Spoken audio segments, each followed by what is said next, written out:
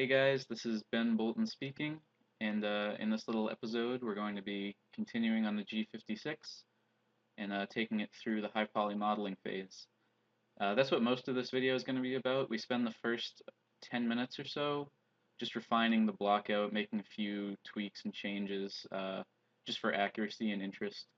Usually you'll find when you take, a night off and you go sleep and then you come back to the project the next day, you'll find usually there's some stuff that you see right away that you didn't see when you had been working on it before, just because you had been staring at it so long. So most of that is what we're going to be doing here at the beginning. This was about 3 or 3.5 hours real time. It was done over a few sessions, but we're speeding it up here just like the last one, 400%.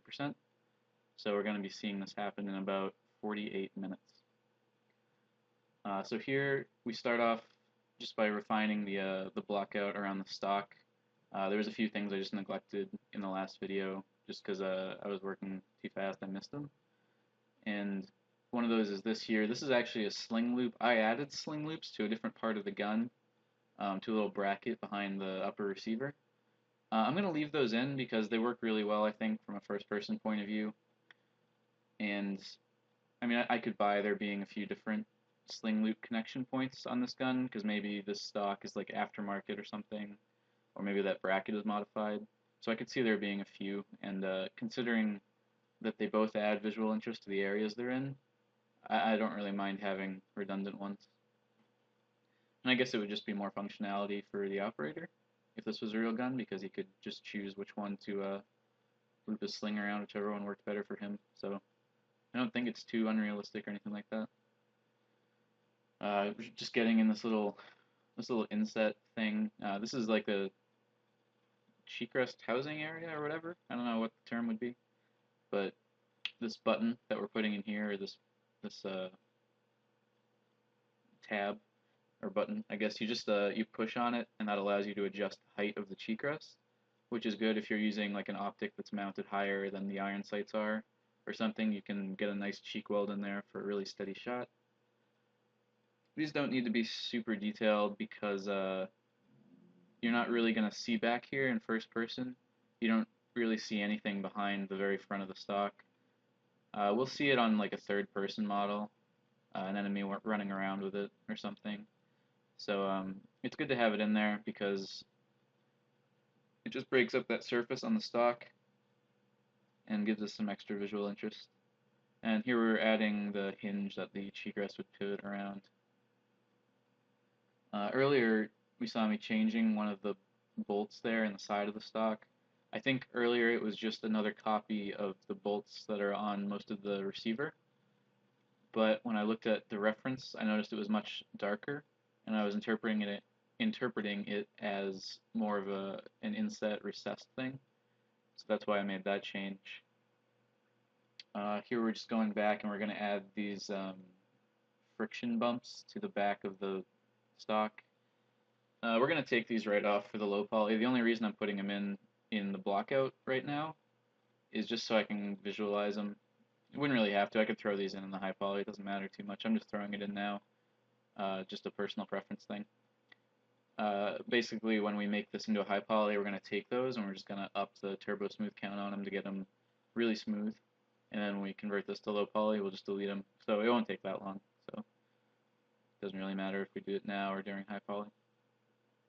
And we're going to add this bit of connecting geometry behind the very back of the stock in the main portion of it. This was just another thing I kind of blazed past in the first video. I was just noticing it there, but it gives us a nice silhouette boost from the side. We get a cool little triangular connection there. And then this was another thing. I didn't even notice this when I was working on the gun because it's such a tiny part in Max here. I've got a bit of a driver problem with this program and this new computer I'm using, where I can't really get images to the correct resolution. It won't retain any of my driver changes when I make them. So I'm kind of stuck with these kind of crappy low-res reference images when the real one is actually, quite smooth. It's right here. That's why I'm jumping the Windows photo viewer. But yeah, so I didn't even notice it when I was working last time, and I'd only noticed it when I was preparing for this video, and I was just going over the reference in high resolution there. It's some sort of little cylindrical thing coming out of the receiver. Here we're making the change I kind of talked about near the end of the last video. We're just tightening up this pistol grip. I'm actually integrating it with part of the lower receiver in the bottom there, and also at the trigger guard. I think this is a bit of a cooler look because before it looked like the pistol grip was a separate element, and it was just, I guess it would be like screwed in on top of this bottom bridge thing. I think it works better connected as one piece. Maybe it's just personal preference, but it feels more like material efficient, probably stronger too if that connection is made out of one piece. And then just adding in some interest here at the bottom. Again, this would, you'll never see this in first person, so it doesn't need to be super elegant. Leave that geometry kind of messy for now. I figure like we'll refine it when we get to the high poly, so it doesn't need to be a super well laid out area topologically. Just some other little kind of tiny details I noticed on the concept that we didn't incorporate last time. I'm going to cut out a bottom plate on this receiver here. I don't know what would go there. It might be where maybe you would store like a backup magazine or something. I'm not sure. Well, probably not, because actually the recoil is directed through an area right above this. So I'm not actually sure what this plate would be, but I like it, and it's indicated on the concept because you can see we have that darker line near the bottom of the receiver there with that little semi-cylindrical inset at the top of it. I just like how that looks. So when we get to high poly, that'll be a nice extra little small detail. And then in low poly, of course, we'll just fuse it together. Gonna add these teeth to the front of the magwell area.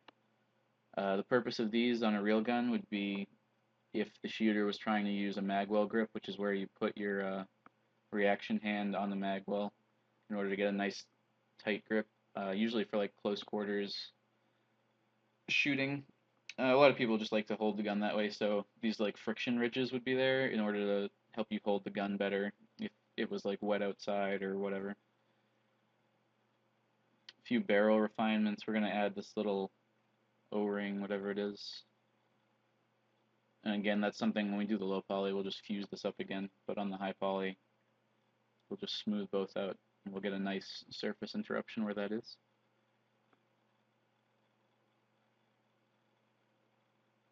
I was just throwing a chamfer on there so I could preview how that would look, but we take it off for now because that'll make it easier when we make the low poly to just weld it back up. We won't have to worry about undoing that chamfer. I'm going to add some teeth to this dial.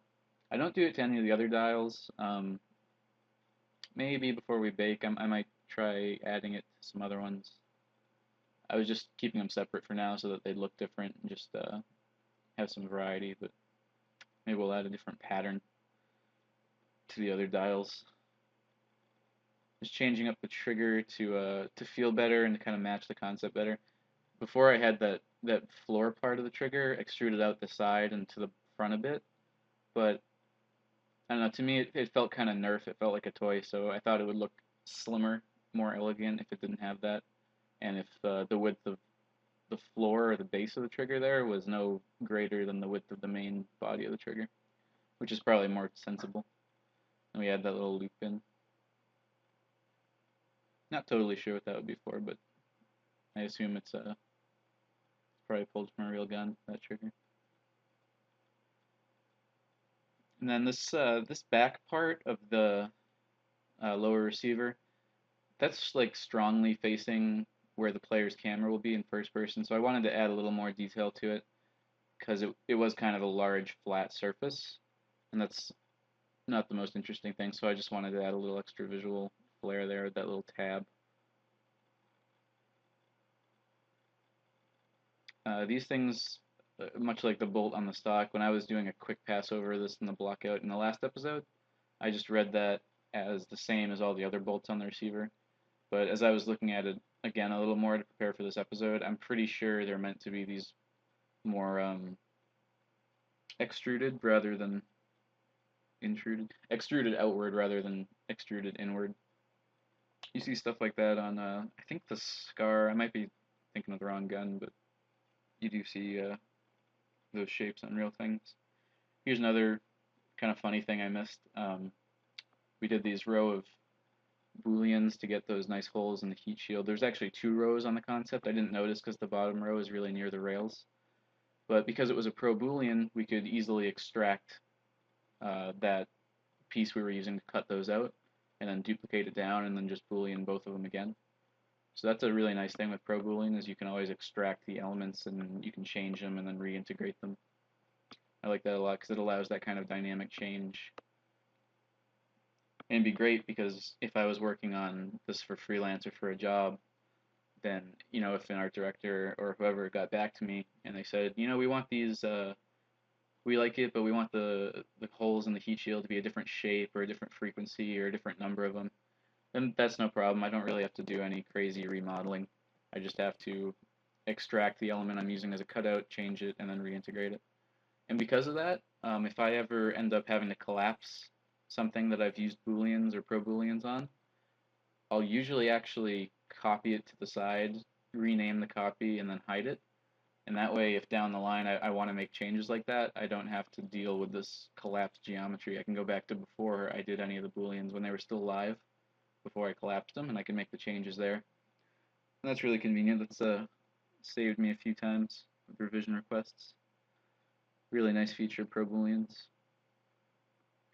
We're adding in this rail groove on the front sight housing, and we're doing that so when we do the Highpoly, we'll get a nice, it'll be indicated because that edge will be subdivided, and we'll get kind of the light turning and catching on that intrusion there, which will come across well in the bake. It'll be a good subtle detail, and it'll make it feel like things aren't so much clipping together as they are actually connected and attached, which is really important. One of the biggest goals with making, a high-res gun for a game nowadays is making it not look low poly, right? And that's the whole reason we do these high polys and we bake them down. And little details like when it looks like something is clipping into something else, or when there's no obvious construction, like technique or indication between two pieces, especially when those two pieces are sort of intersecting with each other. That's one of the biggest things that our brains interpret as like low poly. So that's why I cut those little rail grooves out in that, and also in the vertical foregrip, just because it'll look nicer when we get that subtle indication that those are separate pieces and they do fit together in a logical way. So we're finally starting on the high poly. In case you missed it, I just copied the whole mesh and I moved it to a new layer, and then I hid the blockout layer. So now we've just got a copy of everything. The whole blockout is saved, and we're on a new layer for just the high poly. And we're using that blockout geometry as a base. So we're just running support loops on this magazine. It was pretty easy because since I was using the shell modifier and the symmetry modifier, we only really had to work with a single plane and like half the magazine, so it makes it really easy to run support loops on it quickly. Doing the bullet up here, the bullets are all instances, of course, so we only have to do one. Here, I was noticing I had modeled in the jacket of the bullet along with the bullet itself, so I just, while keeping it the same object, I just broke off the actual bullet to its own element and then extruded it into the jacket so we get a hard transition there. And that's good because then when we're looking at this in the final baked result, we won't see a soft transition between two separate elements, which would be the jacket and the actual projectile. So there's 2 ways that I like to approach high poly models, and it depends how much energy I have when I'm starting them. Usually I'll either start with the most complex parts first, or I'll start with the least complex parts first. If I have a lot of energy, I'll start with the most complex, because they're just intimidating to work on, not in the sense that they're hard. Making this high poly stuff isn't really hard. There's just a few rules with regards to like support edges and knowing how subdivision works. Once you really have a solid understanding of that, nothing's really hard. It's just more or less time consuming. So if I have a lot of energy, I'll tackle those really complex pieces first, so I can just use that spare brain power I have and just power through those hard things, then I can do the rest on autopilot. But if I don't have a lot of energy and you want to keep your confidence up and keep yourself kind of in a flow zone, then it can be helpful to start with the least complex parts, and that's kind of what I'm doing here. Because I was recording this originally, I think I was recording it kind of late at night, so or early in the morning, but I had been up for a long time, one way or the other. So I didn't have a lot of energy, so I was just tackling these simple bits first, just to kind of build up a flow, and then move into the harder or more complex, I should say, parts. So, yep, stuff like these this flash hider here, like I was saying in the last video, because the blockout had so many sides on the cylinder. We don't have to worry about those holes losing their shape on subdivision. They look fine because there's enough supporting geo there by default. So all you have to do is run those supporting loops along the y-axis there and just get those transitions hardened up. We don't have to worry about things like the holes in the flash hider. And that's nice because it just means less remodeling here in the high poly stage. A certain modifier you'll see me use on some of these things that I use a lot is called quad chamfer. And what it does, or what it's designed to do, is let you create chamfers in 3ds Max or edge bevels if you're used to Maya terminology, which are all quads. So normally in Max, if you have like a pole, so you have a vertex with only 3 edges coming out of it, or more than 4 edges, if you chamfer that, you'll end up with triangles. So quad chamfer was designed to make sure you always get quads as the result of a chamfer process, and that's really useful for a lot of reasons. But the main thing I actually find it useful for is that the guy that made it, he added a feature to it where you could automatically chamfer any edge on a model, uh, as long like based on the normals. So if you have a hard edge, it'll chamfer all the hard edges on the model. And that's really nice because what it lets you do is basically create automatic support loops. Like you can see me working here, I don't have any support loops on the actual editable poly modifier level. I just use quad chamfer to create them. So it's basically putting down 2 support loops around every hard edge, and then I just throw turbo smooth on top of that, and it's ready to go. I don't have to hand place them. You just have to make sure that your normals or your smoothing groups in this program are hard edged where you want them. And that's really nice. It doesn't always work really well for more complex geometry, but there's a lot of things that it can really speed up. And if you model your block out with that in mind, like using that later in mind, and you kind of chunk things up in a way that'll be friendly to it, you can really speed up your high poly modeling.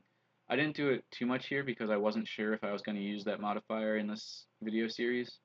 I was thinking I might just do this as like a no modifier tutorial thing so anyone could follow it, but I decided to use it just because it's something I like in my workflow, and maybe an endorsement of it will make it more well known or whatever.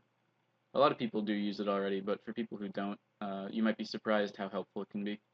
I think it costs like 40 euros or 55 US, which can be steep, but if you're doing a lot of high poly modeling, I think it probably pays for itself within a couple models. It can be a really big time saver.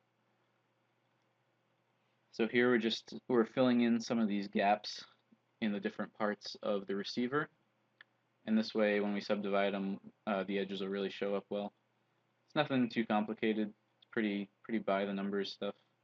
I'm going to use quad chamfer on this whole piece right here, so this will be a good example. Normally, if you wanted to add support loops to this, it would take a bit. You'd have to make a lot of selections. You'd have to deal with some finicky areas. But with this, I can just auto smooth the model according to like a 25-degree shift. So any edge which has more than like a 25-degree change of angle will become hard, and everything else will become soft. And then you just apply quad chamfer to that, see the results, and then that's usually pretty good. Sometimes you just want to select a few areas like I'm doing here and change them just to get slightly better results, but for the most part it is much faster than doing this by hand. And another benefit of it is that because it's a computer process, it can ensure that the widths are all consistent, meaning I don't have to eyeball the distance from the edge when I'm hand placing those loops. So what we just saw there was actually a max crash. I decided to leave it in here just to show that crashes happen to everyone, and that's why it's important to save. I had actually saved right before I started working on that lower receiver, so what I did was I just loaded it up and then redid it off camera, but it was basically the exact thing I had already shown. The reason Max crashed there is because I was working at the bottom of the stack and I was making vertex positional changes, and I had a pretty complex stack on top of it. I had a symmetry modifier, quad chamfer, and turbo smooth, and it's pretty dangerous to make edits to the bottom level of a stack like that while previewing end result, which I was doing. Because basically you're working in one level of the stack, but Max is rendering the highest level, and sometimes I don't know exactly what's happening, but it gets confused and it crashes. So I don't recommend doing that that much. It was just kind of a lapse in judgment. But like I said, I had a save from right before that. I usually save when I'm done working on any element. So in the worst case scenario, if I have a crash and I don't have an auto back, then I'll at least only have lost a single element that I was working on. So now that we've gone through some of the easier stuff here, I'm just taking a look at some of the more complex pieces like the receiver, just thinking about how I'll do them. I don't sit down to do them now. I decided to work on one of the more easy pieces again, which is this vertical grip here. But I was just kind of doing that because I can do pieces like this on autopilot, but some of the more complex stuff, like the indents in the heat shield up there, or the extrusions in the heat shield, I have to kind of think about how I want to do them because there's a few methods I could use, and I'm not intuitively sure which one would be fastest. It's kind of situational, so I just got to think about what I'm going to do, preferably before I do it, because then I can spend my time always making something, and when I have to think about something, I can just do that when I'm working on an easier piece like this vertical grip.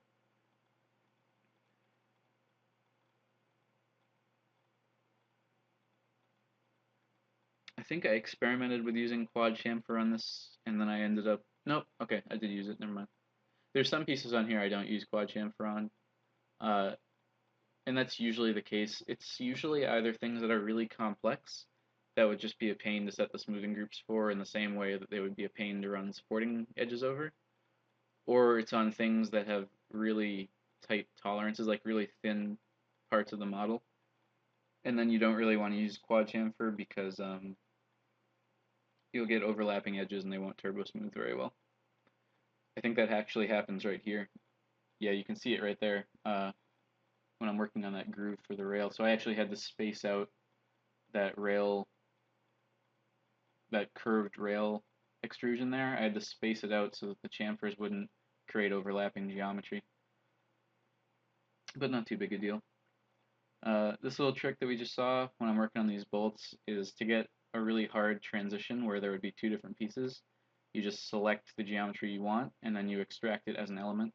So that way all the it stays in the same object and all the instances copy that change, and then you get a nice hard transition right there. It's always good.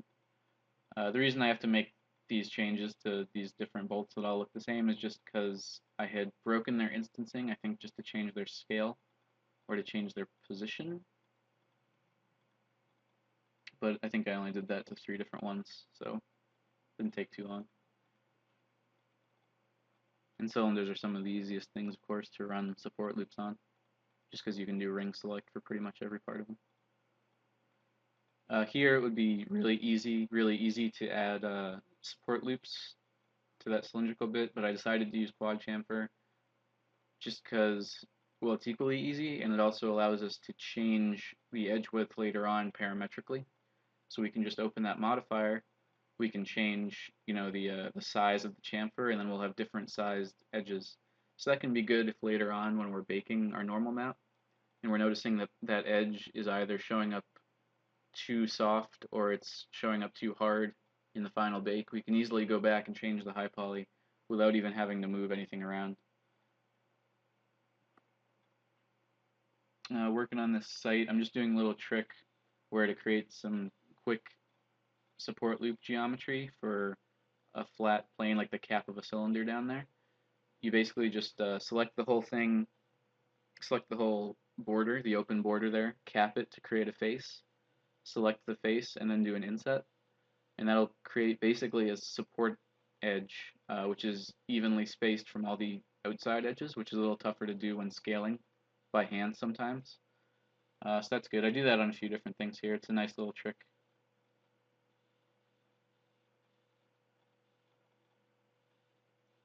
Here I'm just going to add another level of symmetry to this, so I only have to work on half of it at once. Actually, a quarter of it. This piece I'm doing by hand as opposed to with quad chamfer because we can see this little recessed area here. It gets really tight, and making that work with quad chamfer would be kind of a pain because of what I mentioned about before with the overlapping faces it can create. So I decided to just run the loops on this one by hand. I think at first I make them too tight, but later at the end of it I just loosen them up. You can see I'm placing 2 support edges along every edge, and that's something I always try to do if there's enough room for it, because if you're only using one support edge, it's actually not going to subdivide correctly. You need 2 there in order for a flat surface to actually be flat. If you have like the cap of a cylinder, and then you only have one support edge on the inside of that cap, then when you subdivide it, you'll notice that the top of it never gets like actually flat. You need 2 in order to achieve that. So I always run 2 when there's enough room. Sometimes running 2 would make things too tight, and that doesn't work for us for baking reasons. But when possible, I run 2, and it has the extra advantage of if things are looking too tight, you can usually just delete the inside loop, and then still have a loop without having to make a new one or scale anything or move anything.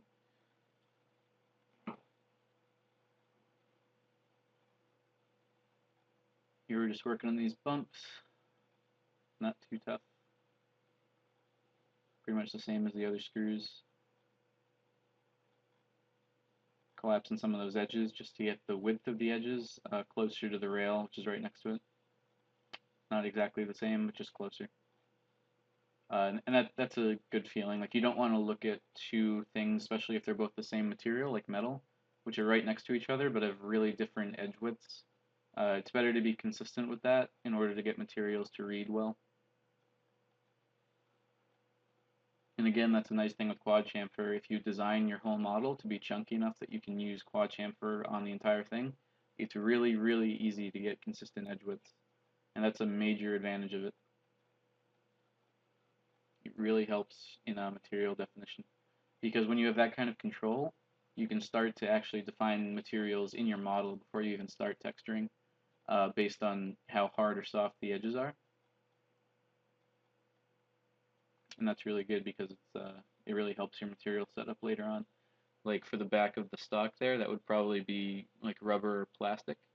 So giving it that larger and also softer edge is going to help it read that way, especially when it's compared to like a hard plastic seam, which will be tighter, or a metal seam, which will be even tighter.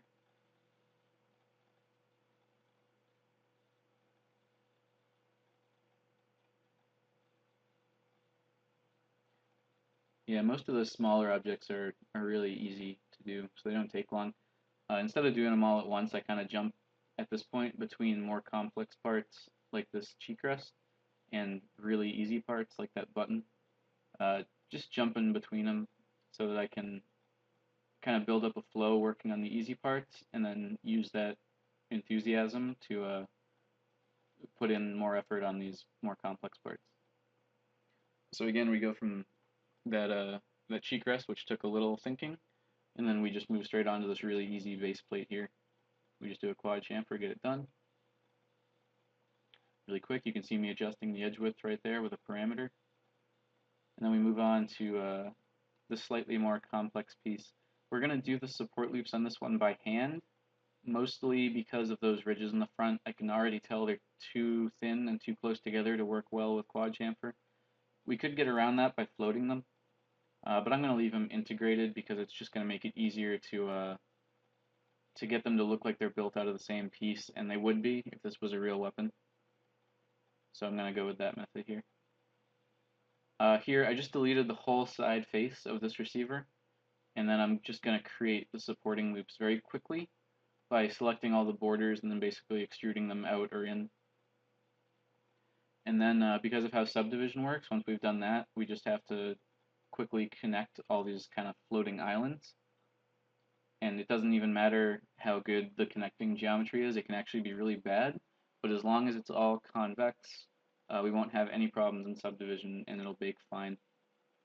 And I'll kind of point that out later on when we're connecting things. At this point, I'm just, wherever these details are close to the edge, I'm just connecting them. And then later on, we'll fill in the remaining gaps.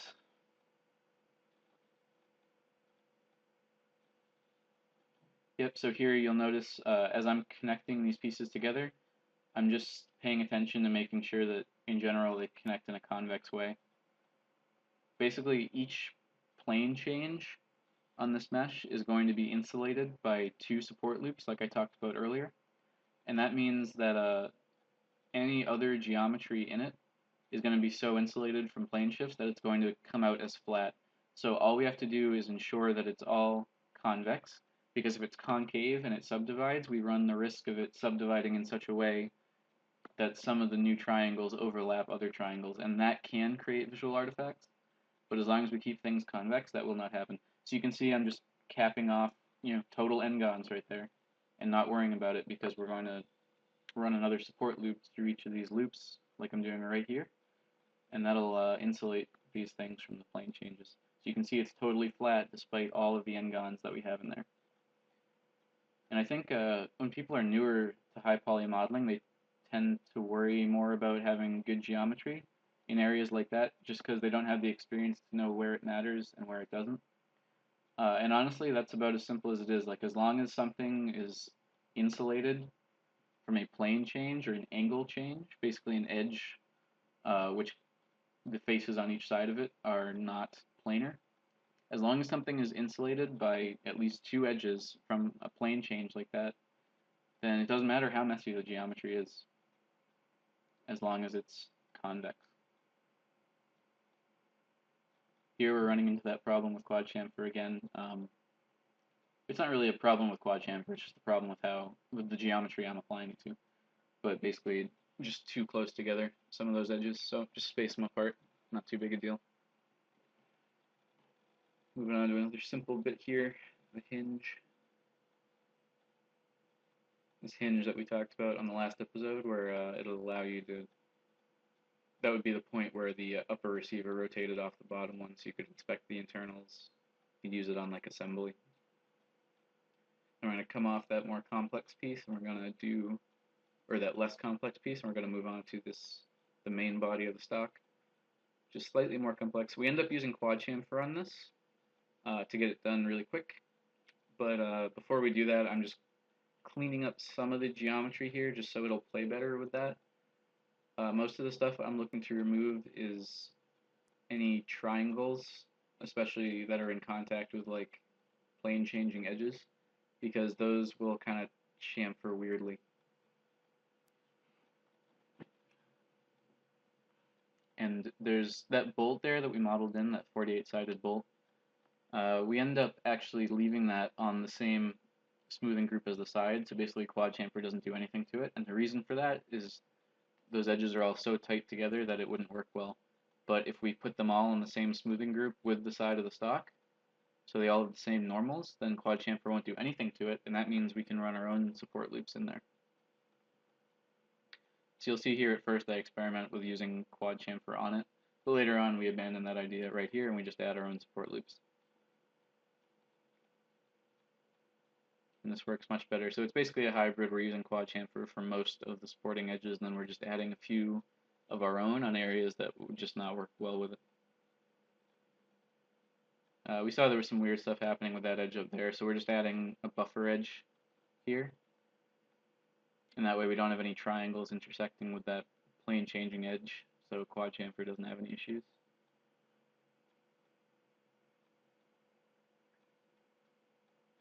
Here I was noticing, because we had these concave faces, like I was mentioning earlier, some of them were subdividing over each other. So we're just making them triangles here, making sure they flow into other edges, making sure they're all in the same support group, and then we have no problems. I mean smoothing group.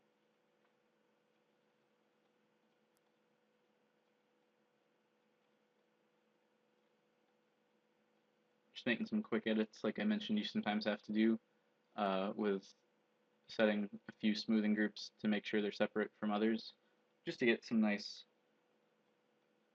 just to get quad chamfer working better with that particular geometry. Hopefully it's kind of obvious from looking at. Some of the stuff is tough to talk about because even with, technical jargon, it's tough to explain 3D geometric ideas verbally in English. So hopefully, like, watching this along with me talking about it makes it pretty clear. I'm doing my best to explain it, but hopefully video accompaniment makes it go down easier.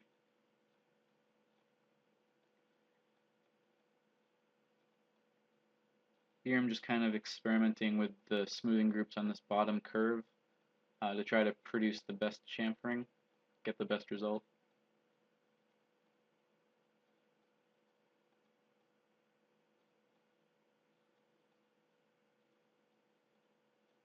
Main thing we're trying to avoid is chamfers that end suddenly in a curved area, producing sort of a pole or a triangle, things that won't subdivide well. But again, because all those support edges are getting generated by that modifier, all we have to work on is the actual normals of the underlying geometry. And that's really fast to edit. Like, you can see me making changes there, checking the result, making changes, checking it again. And that's the advantage of these procedural processes, really, is that it lets you make edits to lower detail geometry, which is just faster to work with. I'm going to move on to finishing some of these final simple bits. This front sight post, I decided to add loops to this manually instead of with automated processes, just because there were some tighter edges around the player facing side of it, where that crescent kind of swoops in and meets the main body. You can see some of those edges are pretty tight, so I just wanted to handle those manually. And this isn't an object where it takes too long to add those edges either. Leaving them kind of loose here just because this part is at the very front of the gun. So if I make these edges maybe as tight as they ought to be technically, then from first person view, it'll be so far away that they might alias, like the highlights that fall on those edges might alias, might not look too good. So we got to kind of leave them a little softer, or wider, I should probably say, than they should be. Using the inset trick to quickly get these support loops on this fire selector.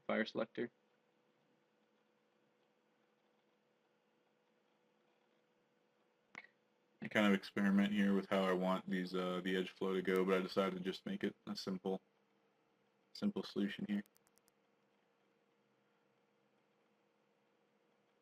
We're going to do a few manual bridges with these parts, and then we're just going to cap that off. The geometry there does not matter because it's going to be, like I said, insulated from the plane changes. So in the end result, the user will have no idea that there's like or the viewer will have no idea that there's a 30-sided n-gon in the middle of our geometry here. It won't matter, it just won't show up. Not in the bake, not in the Highpoly renders, not in anything, so it does not matter. And tricks like that can be real time savers, because really we want to be spending the least amount of time it takes to get any of these pieces looking good. So any time we can use an automated process, or any time especially we can just leave geometry really bad and really messy. As long as it still looks good, that's what matters. It doesn't matter how you make it, it just matters that it's fast and that it looks correct and that it bakes well. It's not important to be super fussy with the geometry. All that really matters is that final final baked result. Doing some quick work in here on the chamber.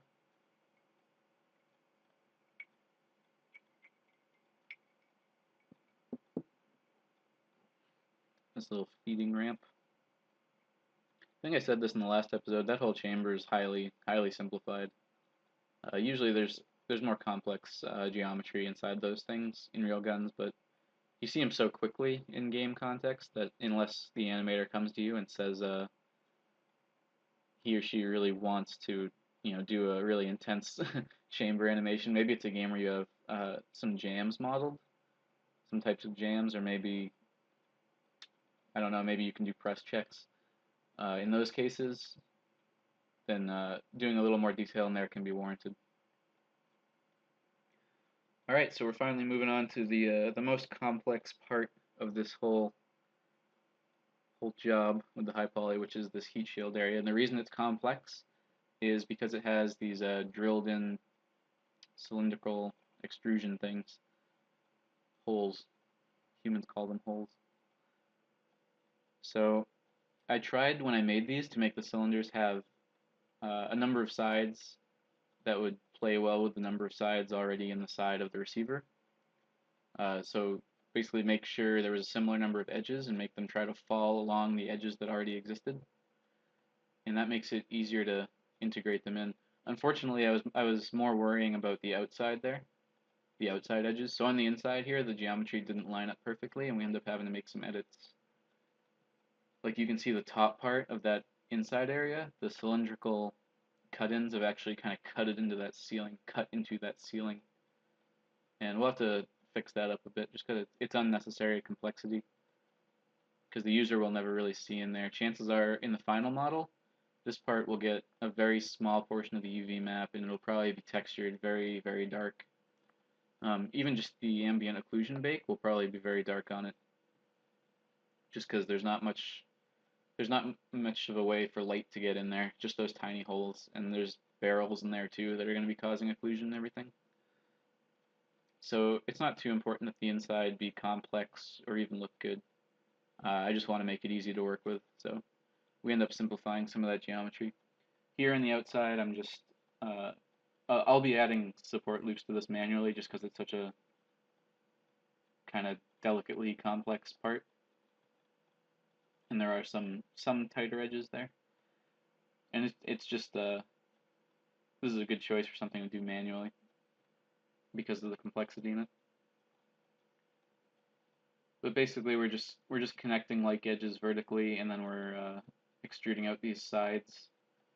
Basically, just trying to turn this into quads, because once we have quads, we can easily run support loops with the connect tool.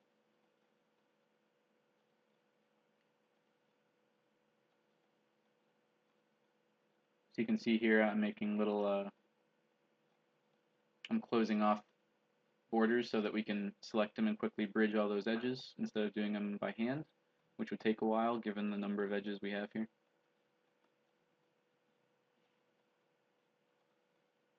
Because we're using symmetry so that we only have to do half of this at first, we're not going to end up keeping those front faces on the front part of this, but I'm putting them in here just to check that the topology allows them to check that I have the same number of edges on the outside as the inside, because that'll make it easier a few steps later when we actually do make that front. Because then we can use bridge to just automatically connect them and then select the edge ring it creates and then run supporting loops. It's easier to do all that stuff in an automated way than by hand. So ensuring that we have nice quad strips like we don't here. You can see there's an uneven number of edges, so I was getting those triangles. That's really important because it lets us, if we have quads, it lets us use more automated processes. And that's a key part of being fast. So deleting an edge in there to allow us to have that.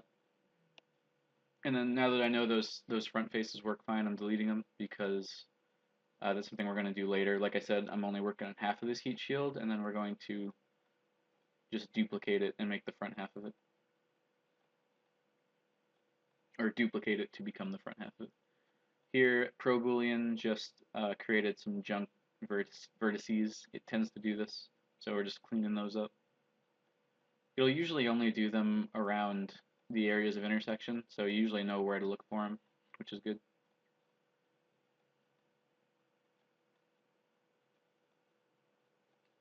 Running support loops on the inside of these. I decided it made the edges too tight from first person angle there, so I'm just going to add 2 instead of 3.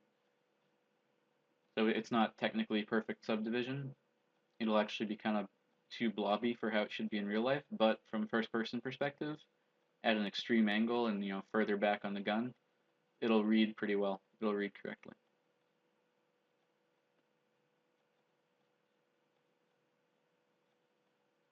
Trying to get this bottom curve to look good. It was getting some weird lighting, so I ended up just deleting some of those supports I had added, and then it worked fine. So here I'm just taking that ProBoolean part from before and I'm just hiding it so that we have a copy of that later if we have to make changes. Doing some quick cleanup here, making sure we have quads, getting those final support loops in.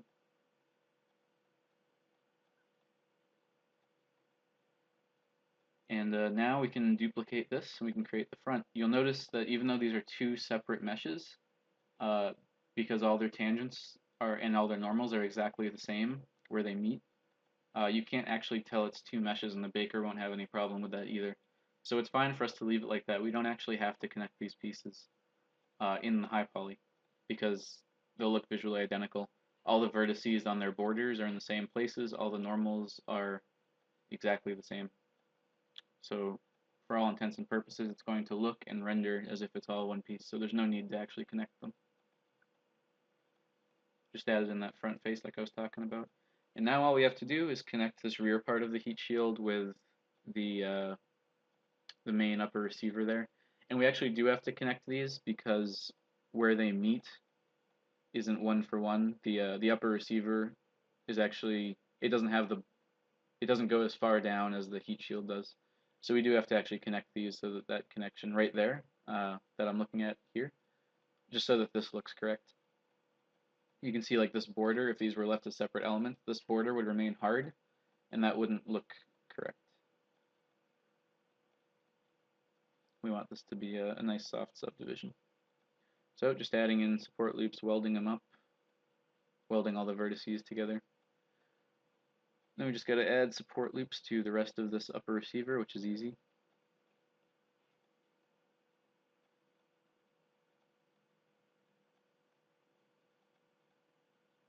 I'm not sure what that'll end up being. It might just be like a hole that I black out. I'm not totally sure yet. So I'm not really focusing on running loops on it because I haven't decided what it'll be. Probably do that before we end up baking. And then I think one of the last things we do, if not the last thing, is this. I'm just integrating this cylindrical extrusion into the main upper receiver. I made it as a 48-sided cylinder, of course, but I deleted a bunch of those parts, and the reason I did is so that it'll line up with the edges that are already on the upper receiver there. So you can see now I'm running cuts along here. This is a pretty manual process. I could have Booleaned this, but I didn't think it would save significant time just because it's not too complex. So now we've merged them into the same object, and I just have to basically bridge these edges, and then they'll be the same element. This is kind of an awkward bit because ideally I would have noticed this in the concept earlier in the blockout, and then I could have built it better. But actually, it turns out okay. It doesn't turn out too bad. We've got like just enough geometry in both curves to make it subdivide pretty well once we get these support loops in here. But it is some pretty manual work, and chances are if I had realized this part sooner, then I could have built it in such a way that these could be automated a little more quickly. But it's still not too much time. It's not too bad. And this detail will be nice enough that it's worth putting the time in now, just because it's right in first person view there, as you can see. So just loosening up these edges a tiny bit. And that's it. That's the Highpoly. So there's probably a few little tiny details we'll add, a few changes we'll make in the beginning of next episode, but that's it for the most part. So in the next one, we're going to be refining the Highpoly and making the low poly. So thanks for watching.